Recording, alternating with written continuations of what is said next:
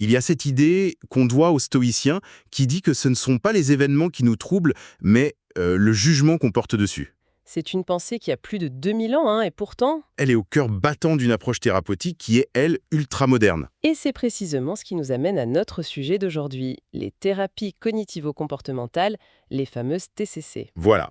C'est un acronyme qu'on entend partout, mais on va voir ensemble que ce qui se cache derrière est souvent bien plus riche et plus surprenant que ce qu'on imagine. Tout à fait. Pour cette analyse, on a pas mal de documents différents, hein. Oui, on a une belle collection.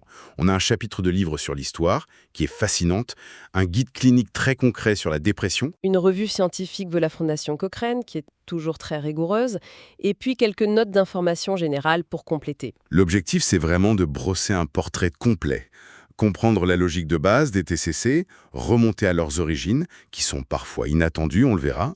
Ouvrir un peu leur boîte à outils. Exactement.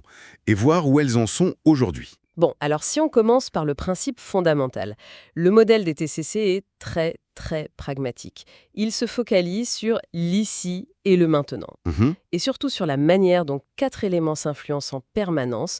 Une situation, les pensées qui nous viennent, ce qu'on appelle les cognitions, D'accord. les émotions qu'on ressent et enfin nos comportements. Et le guide clinique qu'on a, justement, donne un exemple parfait pour que ce soit limpide. Imaginez la scène. Oui, On croise une connaissance dans la rue et cette personne, elle passe sans nous saluer. On a l'impression qu'elle nous ignore. d'accord. Premier scénario, hein.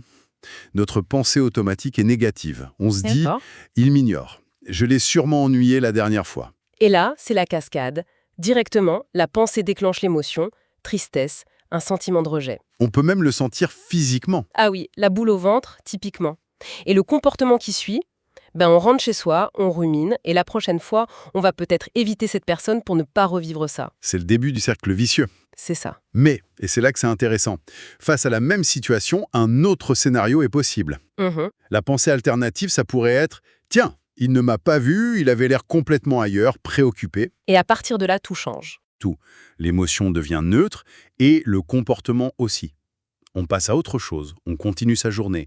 La situation est la même, mais l'expérience intérieure, elle, est radicalement différente. C'est ça qui est passionnant.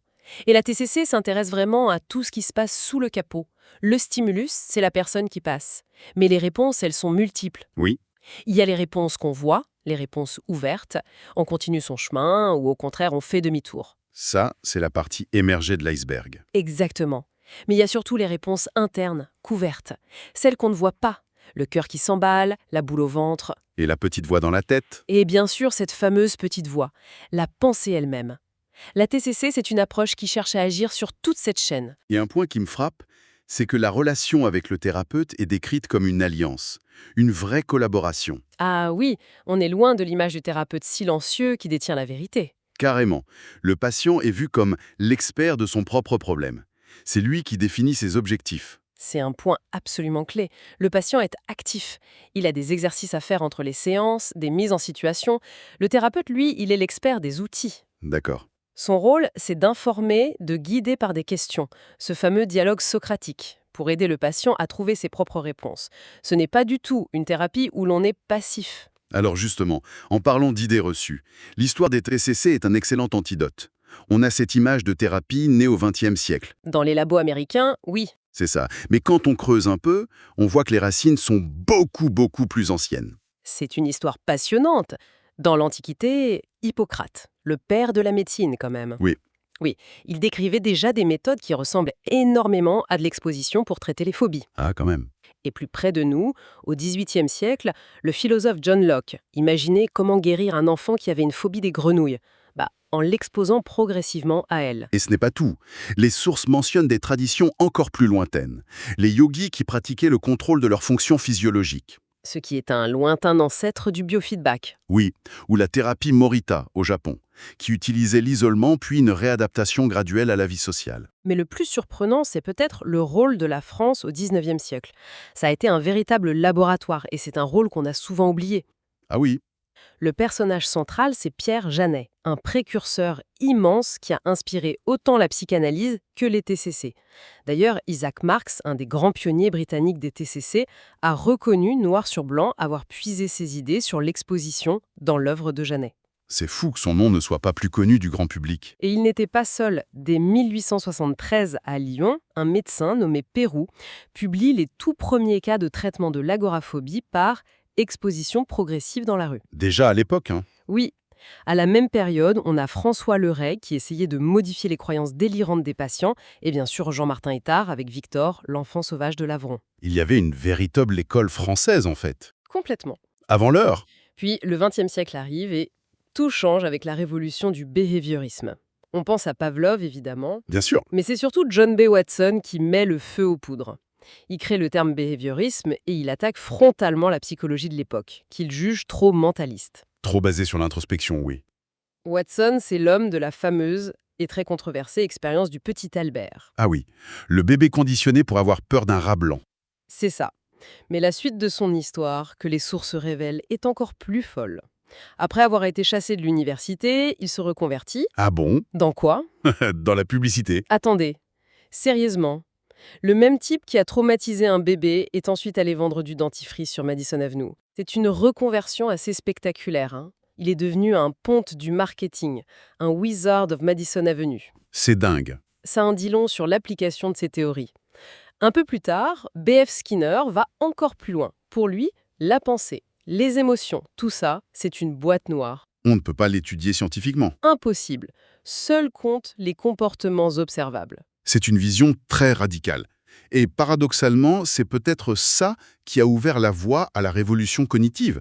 Mais alors, le lien avec Freud dans tout ça, ça me paraît complètement contre-intuitif. Et pourtant, les sources le présentent comme un comportementaliste malgré lui. C'est-à-dire, Quand il était confronté à des cas d'agoraphobie, par exemple, Freud lui-même recommandait à ses patientes de s'exposer à leur peur. de sortir, Ah oui, oui.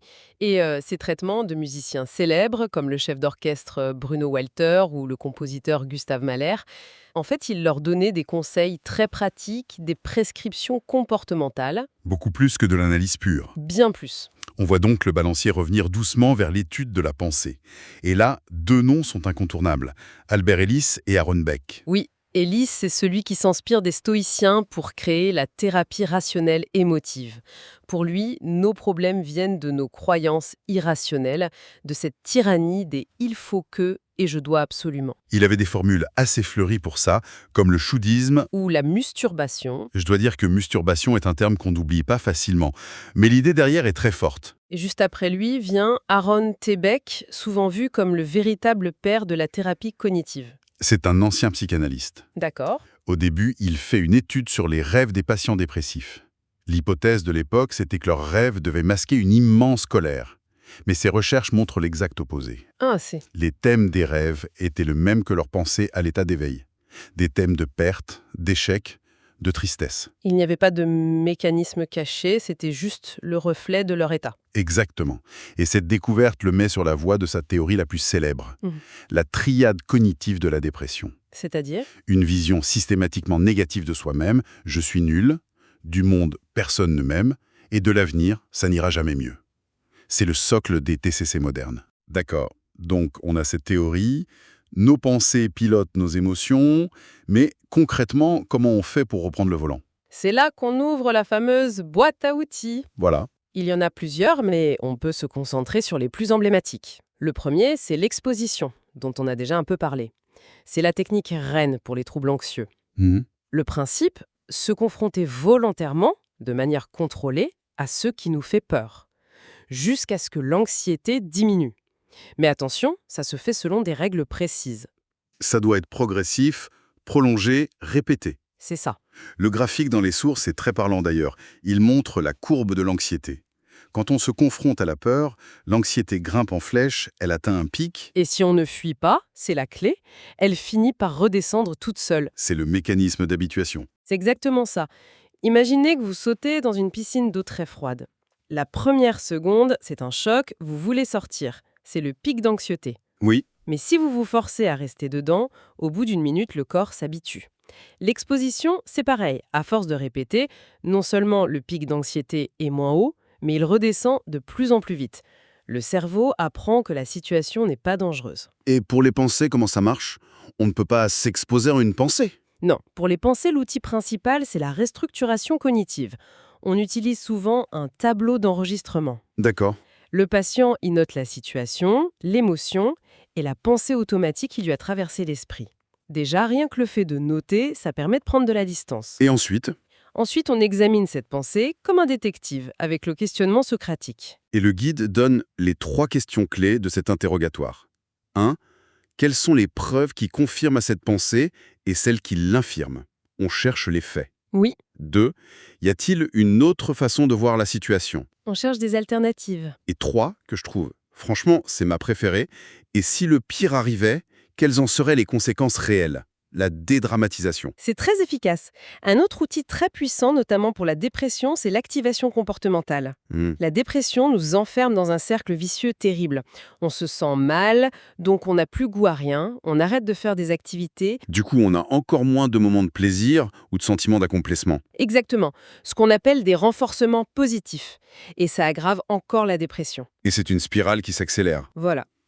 L'activation comportementale vise à briser ce cercle en agissant sur le comportement. On va planifier avec le patient des activités, même toutes petites au début.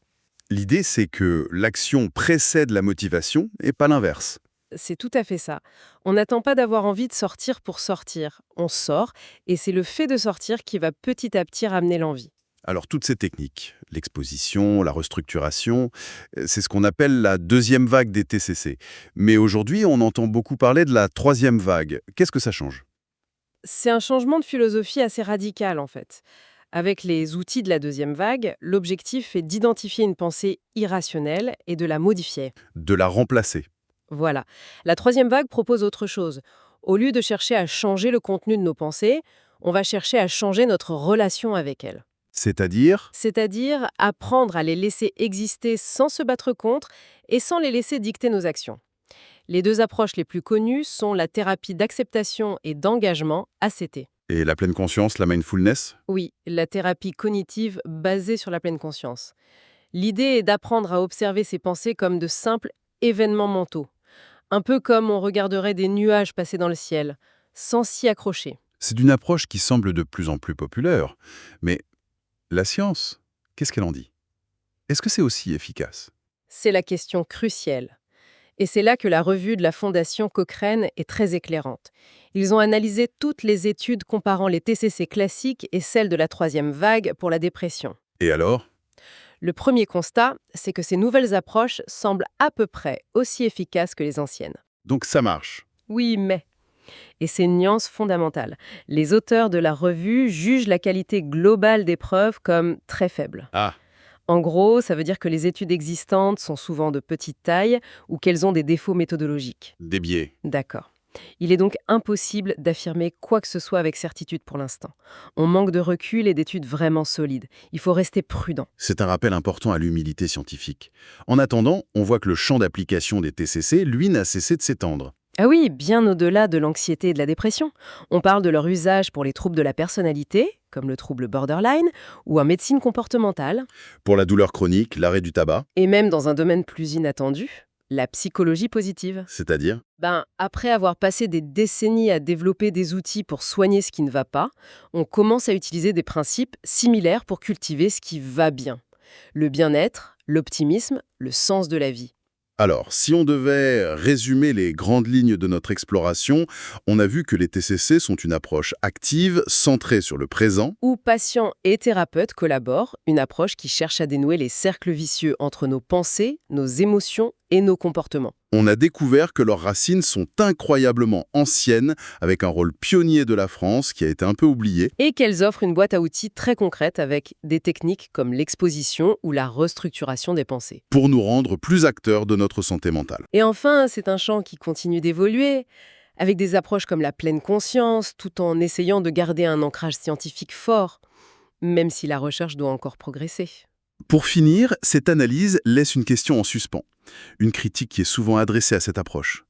On a bien vu que les TCC se concentrent sur l'ici et le maintenant. Sur le comment ça fonctionne, plutôt que sur le pourquoi c'est arrivé. Exactement. Et ça soulève une question fondamentale. Peut-on vraiment soigner en profondeur sans un travail approfondi sur le passé et sur les origines de nos blessures?